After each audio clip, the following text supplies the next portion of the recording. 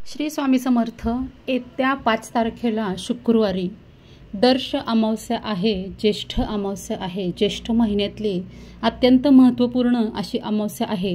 प्रत्येक अमावस्याचं काही ना काही वैशिष्ट्य असतं आणि ती त्या आपल्या जो दिवस असतो तो आपल्याला वेगवेगळे उपाय करण्यासाठी हे वेगवेगळ्या अमावस्या ह्या असतात। तर तुम्ही या दर्श अमावस्याला पितृदोष नष्ट व्हावा म्हणून उपाय करू शकता।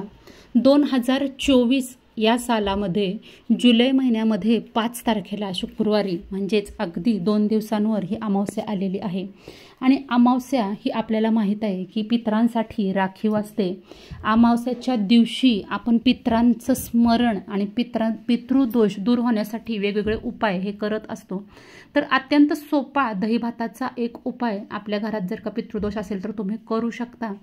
किंवा घरामध्ये कलह होत असेल, एखादी व्यक्ती खूप रागीट असेल, अचानक घरावर काही संकट आलं असेल, चिडचिड करत असेल, ही सगळी पितृदोषाची लक्षणं आहेत। पितृदोष कसा ओळखायचा? एखाद्या घरावर पितृदोष आहे म्हणजे नेमकं काय असतं तर ते आधी थोडक्यात सांगते आणि त्यानंतर एकदम सोपा दही भाताचा उपाय हा तुम्हाला सांगते। हा जो उपाय आहे ते आपल्या पूर्वापार पिढीपासून चालत आलेला आहे। आपल्या घरातील आजी आजोबा पणजी पणजोबा बघा, जुने जे लोक असतात ते अमावस्याला पितरांचं स्मरण कायम करायचे। पण जसं आपण नवीन जीवनशैलीमध्ये जीवन जगतोय तसं आपण हे उपाय करत नाही आणि त्याचा त्रास आपल्याला होतो। थोडक्यात पितृदोष म्हणजे काय सांगते। घरामध्ये कटकटी होणे, भांडणं होणे, घरातल्या सदस्यांचं एकमेकांबरोबर न पटणे, आपली मुलं आपल्या गोष्टी न ऐकणे हा सुद्धा सगळ्यात मोठा पितृदोष आहे। आपली मुलं जर का आपलं ऐकत नसतील, आपल्याला उलटं बोलत असतील, आपल्याला समजून घेत नसतील तर तो पितृदोष असतो। प्रखर पितृदोष त्याला म्हणतात। तर त्यासाठी सुद्धा तुम्ही हा उपाय करू शकता। त्याच पद्धतीनं घरामध्ये पैसा येतो पण टिकत नाही, हे पितृदोषाची लक्षणं आहे। म्हणजे लक्ष्मी घरामध्ये स्थिर राहत नाही। अचानक अमावस्येला किंवा पौर्णिमेला घरामध्ये किंवा घराच्या बाहेर आपल्याबरोबर किंवा आपल्याशी कोणीतरी भांडणं काढतं किंवा विनाकारण कटकटीत वाद तंटे हे होत असतात, हे पितृदोषाचं लक्षण आहे। त्याच पद्धतीनं पती पत्नींचं एकत्र पटत नाही, आळस येणं कामामध्ये, कुठलीही गोष्ट घरामध्ये करू न वाटणं, ही सुद्धा सगळी पितृदोषाची लक्षणं आहेत। तर हा आहे पितृदोष। अगदी घरामधल्या छोट्या छोट्या गोष्टी असतात पण ते आपल्या लक्षात येत नाही की हे का घडतंय, तर ही सगळी पितृदोषाची लक्षणं आहेत। तर तुम्हाला त्यासाठी एक साधा अत्यंत उपाय सोपा करायचा आहे। तुम्हाला मी 2 ते 3 उपाय मी या व्हिडिओमध्ये सांगते, जो सोपा वाटेल तो तुम्ही करू शकता। आपले पित्र जे असतात, आपले पित्र म्हणजे कोण तर आपल्या घरामध्ये होऊन गेलेल्या व्यक्ती ज्या की एक्सपायर झालेल्या असतात। आपले आजी आजोबा पणजोबा, त्यांचे वडील, त्यांचे आजोबा, हे सगळे आपले पित्र आहेत। त्यांच्यापासून आपली उत्पत्ती झालेली आहे, म्हणजे त्यांच्या घराण्यामध्ये आपला जन्म झालेला आहे। तर त्यांची चांगली कर्म आणि वाईट कर्म ह्या सगळ्या कर्मांचा परिणाम हा आपल्या पिढीवर, चालू पिढीवर होत असतो। जर का तुमच्या घरामध्ये एखादा पुण्यवान व्यक्ती होऊन गेला असेल तर बघा, त्या घरामध्ये कायम शांतता असते, त्या घराला कुठले दोष लागत नाहीत, त्या घराची सगळी कामं अगदी सुरळीत होतात, त्यांना कधीही कुठल्या कामामध्ये अडचणी येत नाहीत, निर्विघ्नपणे त्यांची कामं पार पडतात। आणि सगळ्यात महत्त्वाचं म्हणजे घरातल्या सदस्यांमध्ये आपुलकी आणि प्रेम असतं। ह्याला पितरांचा चांगला शुभ आशीर्वाद म्हणतात। पण समजा काही कारणामुळं आपल्या घरामध्ये आपल्या पितरांच्या हातून काही पातकं घडलेले असेल, म्हणजे बघा काही पापं घडलेले असतील, कळत किंवा न कळत, अगदीच आपल्या घरातले पित्र आपले अगदी पापी होते असं नाही म्हणायचं, कळत न कळत प्रत्येकाच्या हातून चुका घडतात, आपल्याही हातून घडतात, पण आपल्याला माहीत नसतं की ह्याचा एवढा मोठा दोष लागू शकतो।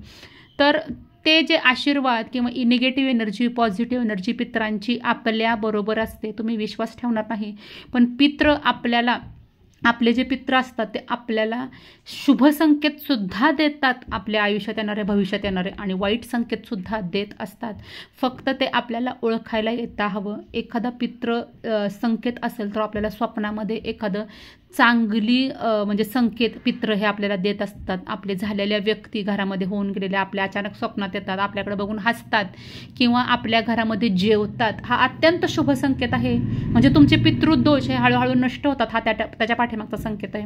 पण पित्र जर का रुष्ट झाली तर त्यांची निगेटिव्ह एनर्जी आपल्याला लागते, आपल्या घरामध्ये कटकटी होतात, कधी कधी आपण पितरांना विसरून जातो, त्यामुळे सुद्धा ते आपल्यावर नाराज होतात। पितरांची आठवण काढावी, पण पितरांची आठवण आपण रोज उठून काढायची नाहीये। पितरांची आठवण ते वारलेल्या दिवसाला, म्हणजे जे महाळ असतं, श्राद्ध असतं, त्या दिवशी पक्ष पंधरवड्यामध्ये आपण त्यांना जीव घालतो, तो पितृपक्ष जो असतो त्यामध्ये आठवण काढायची. आणि अमावस्या ही पितरांसाठी राखीव असते. जशी अमावस्या लक्ष्मीपूजनासाठी सुद्धा महत्त्वाची, अत्यंत त्या पद्धतीने पितरांसाठी महत्त्वाची आहे. तर पितरांसाठी आपल्याला काय करायचं, एकदम साधा सोपा उपाय. अगदी मुठभर तांदूळ घ्यायचे, कुठलेही तांदूळ घ्या, आणि आपण जो भात शिजवणार आहोत आता पितरांच्या नैवेद्यासाठी, त्यातला भात हा इतर कुणी घरामध्ये खायचा नाही. म्हणजे पितरांसाठी अगदी वेगळाच शिजवायचा आणि तो सगळ्याच्या सगळा आपल्याला वापरायचा आहे. तो कुणी खायचा नाही आहे किंवा शिल्लक राहील असं बनवायचं नाही आहे. साधारण 1 मुठीचा तांदूळ जर का घेतला तर 1 वाटीभर भात होतो, तेवढा पितरांच्या नैवेद्याला पुरेसा होतो. तर 1 वाटीभर भात घ्यायचा आहे आणि तांदूळ घ्यायचा आहे आणि त्याचा भात शिजवायचा आहे. विदाऊट मीठ टाकता, म्हणजे आपण जे मीठ वगैरे काही घरामध्ये टाकतात तर मीठ टाकायचं नाही आहे. तांदूळ जे आपण स्वच्छ धुवून घेतो आपण स्वतः जेवताना, तर तसे धुवायचे नाही आहेत तांदूळ. फक्त त्यामध्ये पाणी घालून आपल्याला भात उकडून घ्यायचा आहे. त्यावर तो भात आपल्याला एका कागदावर, पत्रावळीवर, एखाद्या झाडाच्या पानावर ठेवला तरी चालेल. त्याच्यावर दही टाकायचं आहे. दही भात हे शांत असतं बघा. घरामध्ये किरकिर कटकट असेल तर घराला, वास्तूला हे दही भात हे शांत करतं, पितरांना सुद्धा शांत करतं. म्हणून वास्तुक शांतीमध्ये बघा, बहीण भावाच्या वास्तुक शांतीमध्ये दही भाताची शिदोरी आवर्जून घेऊन जात असते, कारण दही भात हा शांत करतो घराला, वास्तूला. त्यामुळे आपल्याला जो दही भात घ्यायचा आहे तो कशावर तरी आपल्याला काढायचा आहे नैवेद्य. अगदी पत्रावळीवर काढा, कागदावर काढा, जुन्या प्लेट असतील त्यावर काढा, कारण आपल्याला हा पत्र्यावर ठेवायचा आहे. दुपारी 12च्या सुमारास पित्र जेवायला येतात, म्हणजे पित्रांचा नैवेद्याचा तो टाईम असतो दुपारचे 12. तर त्या टायमिंगला आपल्याला तो भात आणि दही पित्रांचं स्मरण करून आपल्या घराच्या छतावर, पत्र्यावर किंवा एखाद्या गच्चीवर, गच्ची नसेल तर खिडकीत, गॅलरीत, कुठंही, किंवा बाल्कनीमध्ये एखादं झाड असेल तर झाडावर, कुठंही ठेवा, जेणेकरून पितरांना आपण तो नैवेद्य समर्पित करायचा आहे. तो नैवेद्यानंतर काय करायचं, तर तो नैवेद्यानंतर पशुपक्षी खाऊन जातील. कावळ्यानं खाऊन गेला तर अत्यंत उत्तम, कारण कावळा हे पितरांचं आपल्याला रूप आपण मानतो. कावळ्याच्या रूपानं पित्र हे आपल्याला भेटायला येतात म्हणतो आपण, किंवा कावळा शिवल्याशिवाय पित्र आपले शांत होत नाहीत, म्हणून कावळ्याचं महत्त्व आहे. कावळे खाऊ देत, कावळे नसतील चिमण्या खाऊ देत, इतर पशुपक्षी खाऊ देत. समजा कुठल्याच पक्ष्यांनी तुमचा दहीभात खाल्लेला नाही ठेवलेला नैवेद्याचा, तर तो दहीभात आपल्याला कुत्र्याला घालायचा आहे किंवा एखाद्या जनावराला घालायचा आहे.